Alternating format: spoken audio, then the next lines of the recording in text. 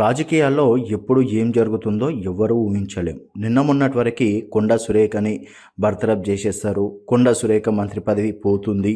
అలాగే కొండా మురళి గారు కూడా బట్టి విక్రమార్క గారితో మాట్లాడడం, తర్వాత బట్టి విక్రమార్క గారు ఏకంగా ఖర్గే గారిని గెలవడం, ఇదంతా రాజకీయాల నడుమ కొండా సురేఖ పదవి పోతుందేమో అని చెప్పేసి చాలా వరకు అనుకున్నటువంటి తీరు.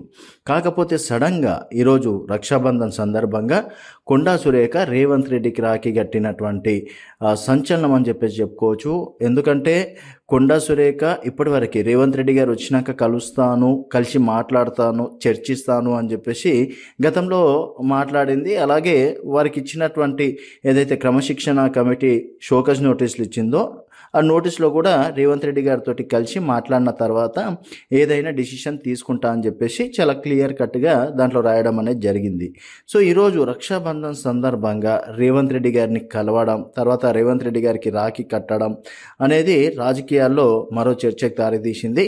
అండ్ చాలా వరకు బీసీ సంఘాలు ఇప్పటికీ కొండా సురేఖని రాజీనామా గనక చేయనిస్తే, లేకపోతే బర్తరఫ్ చేపిస్తే ఒక బీసీ మహిళకి బీసీ సంఘాలందరూ అండగా ఉంటాము అని చెప్పేసి కూడా చెప్పడం.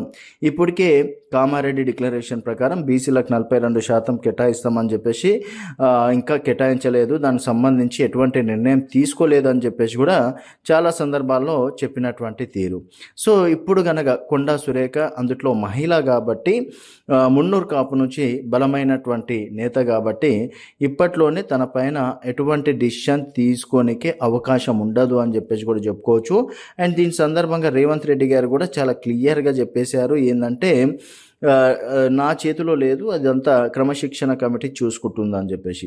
సో మరి ఈరోజు కొండా సురేఖకి కొండా సురేఖ రేవంత్ రెడ్డి గారి ఇంటికి వెళ్ళడం, తర్వాత రాఖీ కట్టడం అనేది రాజకీయాల్లో అంటే మళ్ళీ కాంప్రమైజ్ అయ్యారా? ఎందుకంటే గతంలో కూడా చూసుకున్నట్టయితే సుష్మిత గారు ఏకంగా రోహిన్ రెడ్డి గారి పైన కావచ్చు, తర్వాత ఇతర నాయకుల పైన కూడా కామెంట్స్ చేయడం అనేది జరిగింది. తర్వాత కొండా సురేఖ గారు కూడా గతంలో సమంత పైన కావచ్చు, కేటీఆర్ పైన కూడా కామెంట్స్ చేయడం అనేది జరిగింది. దాన్ని పెద్దగా కాంగ్రెస్ పార్టీ దాన్ని పెద్దగా పట్టించుకోలేదు. ఇప్పుడు మరోసారి రేవంత్ రెడ్డి గారి పైన, వారి అన్నదమ్ముల పైన కొండా సుష్మిత చేసినటువంటి వ్యాఖ్యల్ని మాత్రం చాలా సీరియస్గా తీసుకున్నారు. అలాగే క్రమశిక్షణ కమిటీ కూడా పిసిసి చీఫ్కి రిపోర్ట్ ఇచ్చింది. పిసిసి చీఫ్ కూడా అధిష్టానానికి రిపోర్ట్ ఇచ్చే ప్రయత్నం చేస్తున్నారు.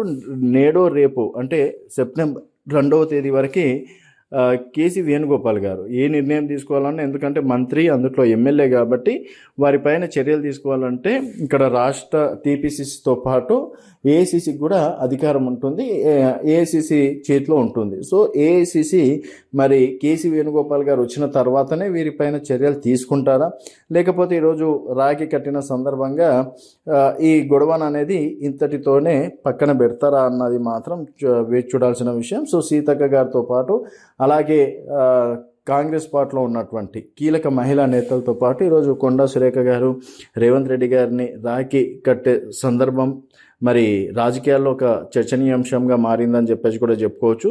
సో మరి రాజకీయాల్లో ఇది ఎంతవరకు వెళ్తుంది, మరి రక్షాబంధన్ సందర్భంగా తన మంత్రి పదవి తనకే ఉంచుతారా లేకపోతే తీసేస్తారా అన్నది వేచి చూడాల్సిన విషయం.